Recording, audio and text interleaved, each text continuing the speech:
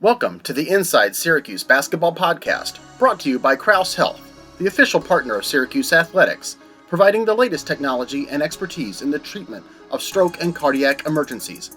I'm Mike Waters. Today on the podcast, I'm joined by my syracuse.com colleagues Donna, Ditota, and Brent for a discussion on Jim Boeheim's retirement, how it went down, and the transition to new head coach Adrian Autry. Well, welcome back to another edition of the Inside Syracuse Basketball Podcast. And if you're watching us on the YouTube or syracuse.com stream, you're going to notice a little something different today. Instead of a former Syracuse basketball player or somebody else to talk Syracuse hoops, you're going to see two of my syracuse.com colleagues, Donna, Ditota, and Brent are both here today. And we thought we were going to talk a little bit about the goings-ons over this past week, starting last Wednesday in Greensboro at the ACC tournament, when we had a very interesting post-game press conference with Jim Boeheim. We're going to go through the whole thing, but to kind of facilitate the conversation, we brought Brent in. He's used to hosting these things, and so he's going to ask some questions of myself and Donna. So with that, Brent, I'm going to just hand things over to you. Thank you, Michael. I appreciate that. I feel like the master of ceremonies at a roast or something here. This is fantastic. Guys, it's been an amazing week. And as much as we have written and talked about Jim Boeheim's retirement for years, Donna, I want to start with you. What's it like in these early days now that the dog caught the car and we're finally here? We're in these days that have been talked about so long. Yeah, it was a stressful period the last week or so of the season because I think Mike and I both had an idea that Jim was going to retire, and we wondered if he was going to do it at the last game against Wake Forest, and we're sort of panicking that he would do it then because, we weren't entirely prepared. We were sort of prepared, but not entirely prepared. And then by the time the ACC tournament came around, I think we all had a decent idea that it was going to happen, but I think the way it happened, like nobody had the idea it was going to happen like that. So and the good thing for us was in a span of about 5 hours, Jim was retired, Adrian Autry was the new head coach, and a lot of things had been settled instead of sort of protracting the period whereby they would, discuss how they were going to get a coach, who they were going to get a coach from. There was a very, very quick transition to the new coach, and I think that was really great too. Mike, I think the transition, even as we talk here, maybe it's starting to settle in a little bit. Adrian Autry's brought in his first player out of the portal, J.J. Starling, of course, a familiar name here from Baldwinsville, and a player that he recruited as a coach, and just all the familiarity of Coach Autry anyway in this situation. But kind of the same thing I asked Donna in these early days post Jim Boeheim. I mean, his shadow will always be lingering around, no doubt about it. But what's it been like in these early days for you covering this? Well, like Donna said, it's been kind of crazy this whole season, and especially as we got closer to the end of the regular season, kind of having a feeling that this was going to be Jim's last year. And we had these momentous occasions coming up where, he could do it on Friday night before the Wake Forest game when he's got all the 2003 guys there with him up for a watch party. He could do it on Saturday during or after the game. He could do it on Sunday at the Hardwood Club dinner. I mean, the beat writer paranoia was real.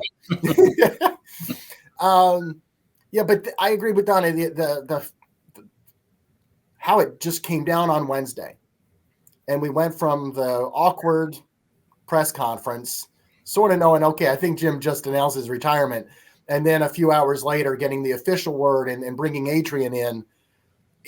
Again, I think towards the end of the week, everything really started to settle. Wednesday wasn't great. I didn't think for the university. Wasn't a great look, but Friday sort of salvaged it. Friday was a much better look, and you got Adrian involved. And I thought it was really interesting.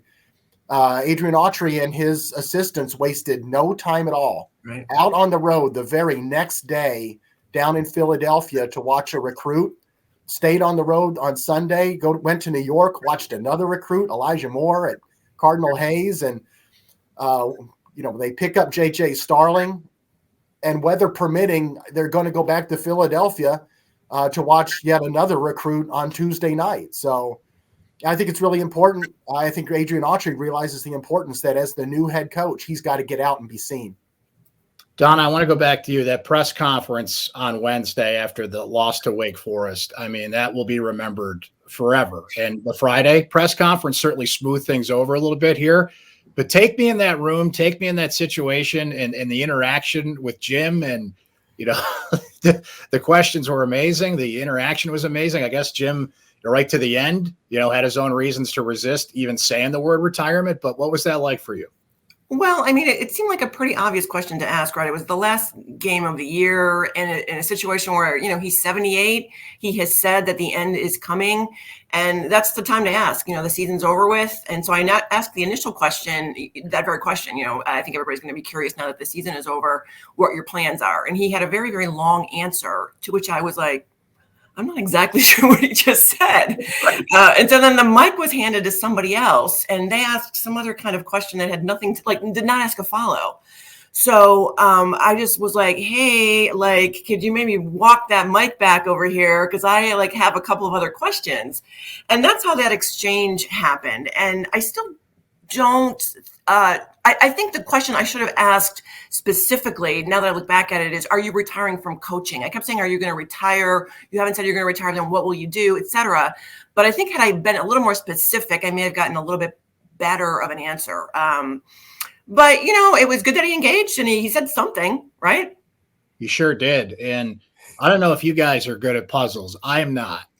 But when Jim said, I said it on Saturday. What, you guys didn't pick up on that? It's like, no, actually, I didn't pick up on that. I didn't read the Da Vinci Code, so I didn't really put all the pieces together there. But looking back on it, Mike, was there something we missed Saturday? The Saturday game when they ended the regular season against Wake Forest? I mean, he certainly was reflective, but that was the mood, right? The 2003 team, the celebration. I didn't know that we were supposed to, put together a puzzle in that situation. No. This is revisionist history on the part of Jim Boeheim. I firmly believe that. I mean, maybe in the back of his mind, he thought this might be, the last time I'm out here with a microphone. Although John Wildhack on Friday said that they'll celebrate him. So I would imagine at some game next year, there's Jim Boeheim Day. But he didn't retire on Saturday against Wake Forest in the Dome. No. I've gone back and listened to it again. I think Donna has too. We were talking the other day. I mean, it was like you said. It was reflective. It was reflective of the moment. I mean, Jerry McNamara after the game got on the mic and also had a very heartfelt message. He didn't retire. I think that was just something convenient for Jim to say about 4 or 5 days later, when I think he was still wanting to have a little bit of fun at our expense, hey, you missed it. No, we didn't miss anything.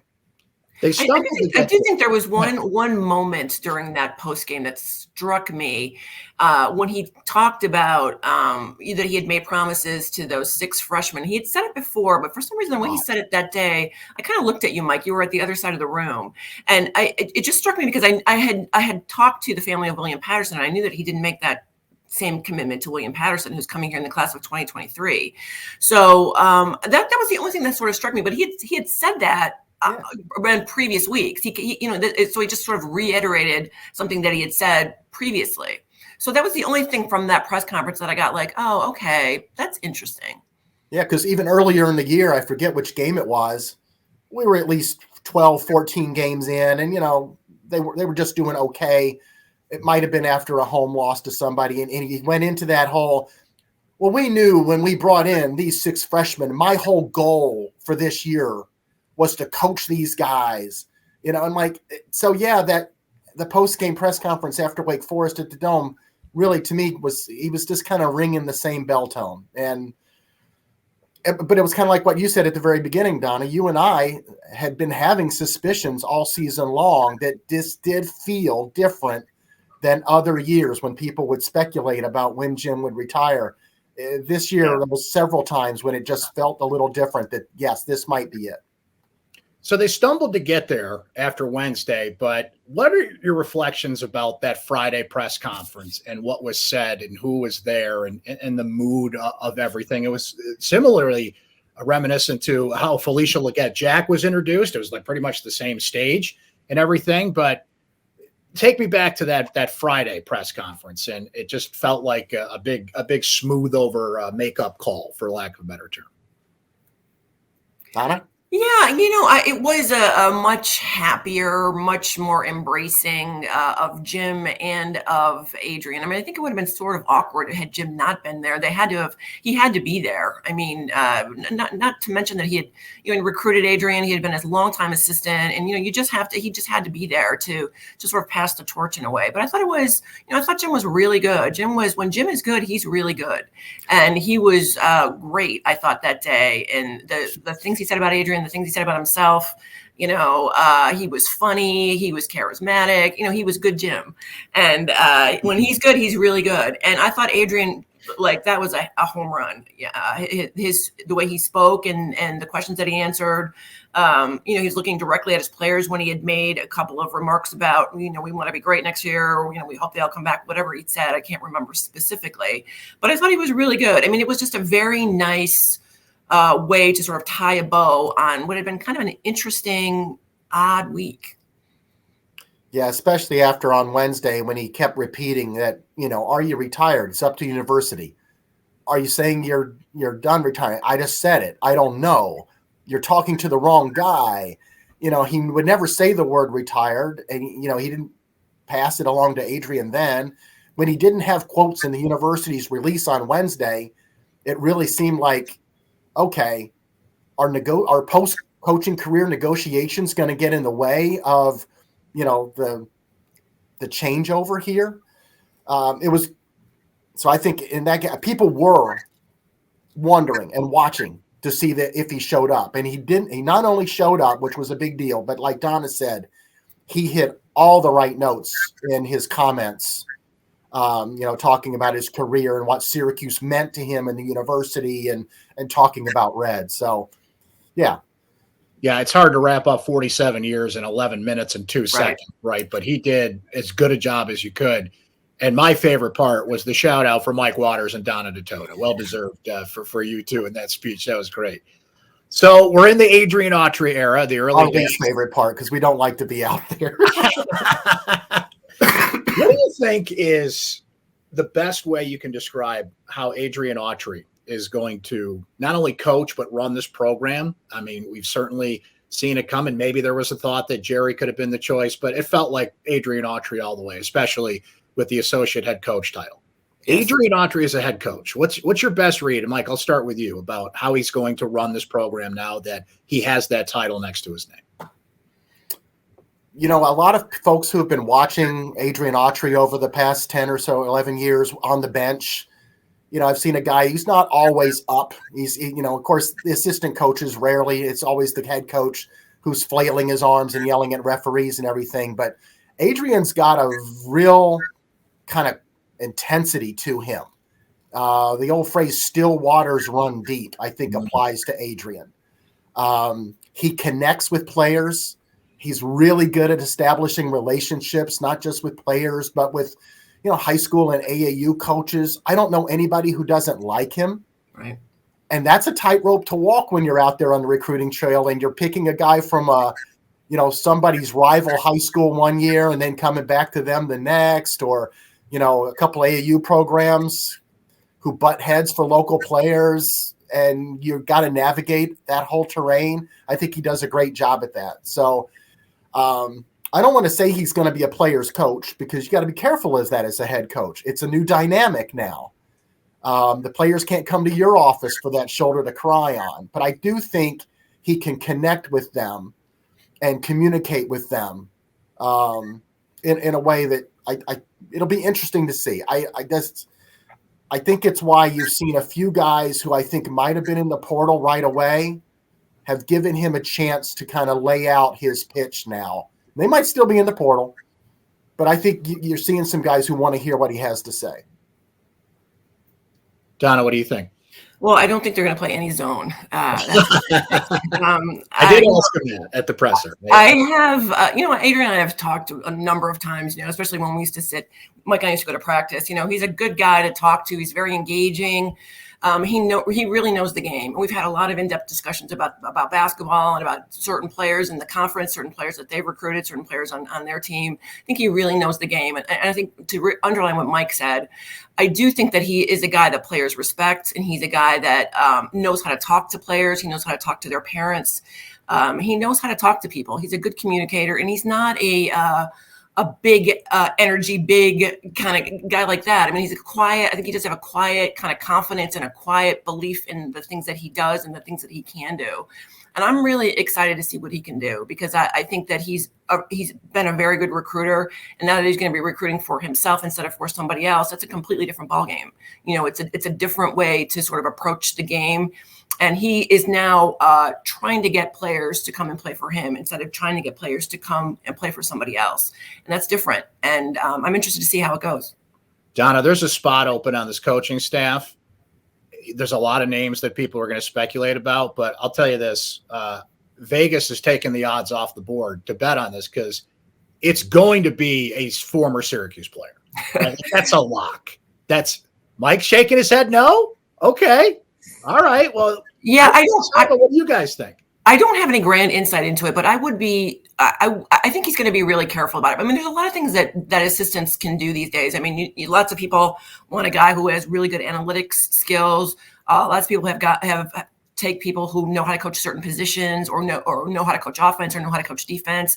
I think that he's going to be careful about who he gets. And I don't necessarily think it's going to be a Syracuse guy. I'm not saying it won't be, but I'm saying no. I agree with Don. And you saw me shaking my head earlier. I don't know how many former Syracuse players are out there right now who have started their way into the business that are at the right point in their careers to take this job yet. Right. One guy that would come to mind would be Demetrius Nichols, who was a grad assistant here a year ago. He went up to the G League in Toronto. But, man, I don't know. He's never been on the road recruiting. He doesn't have any experience at the high school or AAU levels. And also, once you experience pro ball, the G League and NBA, some guys really like that. They don't want to recruit. They want to coach and only coach. I think you might be looking around at a guy who's at another college somewhere with a background either at the high school or AAU level to help in recruiting. I don't have a name or anything just yet, working on a few, but it just seems to make sense. I think I see Adrian hiring his version of a Wayne Morgan, a Troy Weaver, somebody along. Jim didn't always hire former SU guys. When he needed a guy and it was the right fit, he would bring that guy in. Not to mention that he has a vast array of people that he knows. He is very well connected. He knows a lot of people. And again, I think he's going to be looking for something specific. What that something specific is, I'm not entirely sure. But I think he's got an idea about what he wants and what kind of element he wants to bring onto his staff. He did say he wants to take his time with that and let it flush out. Great points there about his connections out there, AAU, New York City, Washington, D.C. See, there you go. Never assume anything. That's why I talk to you guys about this stuff. All right, here's my final question, and I honestly don't think we can answer it until November, but I'm going to ask it anyway, okay? What is it going to be like for Jim Boeheim post-basketball? We've seen some hints. He's going to do some media, right? We'll see pictures of him going to buddies' games and, maybe doing some of the things that he hasn't been able to do due to coaching, and, that'll be great. But, man, I don't think this is really going to hit everybody till maybe that first exhibition game. And there's Adrian Autry running the show and not Jim Boeheim. But what do you think is going to be like for Jim post-coaching and how we're going to see him and how much presence he's going to have around the program and just in the area? He once told me that once he retired, he was going to stay away in a sense. He wasn't going to sort of hover, but that was a couple of years ago when we had that conversation. So I'm not sure if he's altered that belief or not, or alter that game plan. He's got two sons that are playing professional basketball, and why wouldn't you go to Prague and spend a couple of weeks and hang out with Jimmy? And I'd go to Prague. I've been there. It's beautiful. I don't know how much of a presence he's going to be. I don't know if he's going to be as present as say Roy Williams, who's at almost every North Carolina game, but I don't know if he'll be as absent as Coach K, who I think has been to almost no games, right, Mike? Only one this year for Coach K. And that was when Mike Bray and Notre Dame came for their last trip to Cameron. And, of course, Mike Bray is a former Krzyzewski assistant, so Mike showed up for that one. That's it. Yeah, so I think he's going to be somewhere. I think he's going to hit somewhere in the middle of that. I don't think he's going to be a constant presence, but I don't think he's going to be a hands-off too, particularly if he's going to be working for the university in some kind of fundraising capacity or whatever the capacity he's going to be. He's going to need to be around the program in a sense. I think if he wants to attend a lot of games or more than one, like Coach K, maybe we see him not courtside but maybe up in a suite somewhere where he's not his reactions aren't being viewed by everybody every time. Adrian Autry sends a sub in or pulls a guy out or calls a timeout. Kind of the same way Jim goes to lacrosse and football games. We always talk about how he goes to all these games, but you don't usually see him on camera much because he stays in the back of that press box or in the back of the athletic director's box. He wants to be there, he wants to watch, but he also likes to stay a little bit out of view. I think his biggest role will be as an ambassador for the program, a fundraiser, working with projects. I think he'll have an office somewhere up there in the new center, but not in the Mello Center basketball area. You got to separate yourself. You got to give Adrian Autry and his new staff a chance to be themselves. Yeah, I don't think we'll be seeing Jim and Adam Weitzman's courtside seat there behind his. I'll agree with you guys there. Well, listen, Mike and Donna, this has been incredible. You have done an amazing job with this. It has been just amazing to see that we're here. We talked about it for so long, and now chronicling the post-Jim Boeheim era will commence and what Syracuse basketball is going to be. So we're looking forward to reading all about that. There's plenty more to follow here with the transfer portal and recruiting and everything that comes here in the off season. But on behalf of our readers and our viewers here, just thank you for your hard work throughout the season. It's been incredible to watch, and onward we go. So much more to write about here going forward. Yeah, we could use a little break. I could use a day when I'm not calling anybody and just laying on my couch and reading a book or watching something else, Yeah. And Mike, before we go, actually, we have some business to attend to, right? I should have brought this up earlier, but a message from our friends at Krause Health, right? Yeah, we usually do this about halfway through the podcast, but we got to get it in here. You have been listening to the Inside Syracuse Basketball podcast brought to you by Krause Health, who provides the latest in technology and expertise for the treatment of stroke and cardiac emergencies. We thank Krause, as always, for sponsoring the podcast.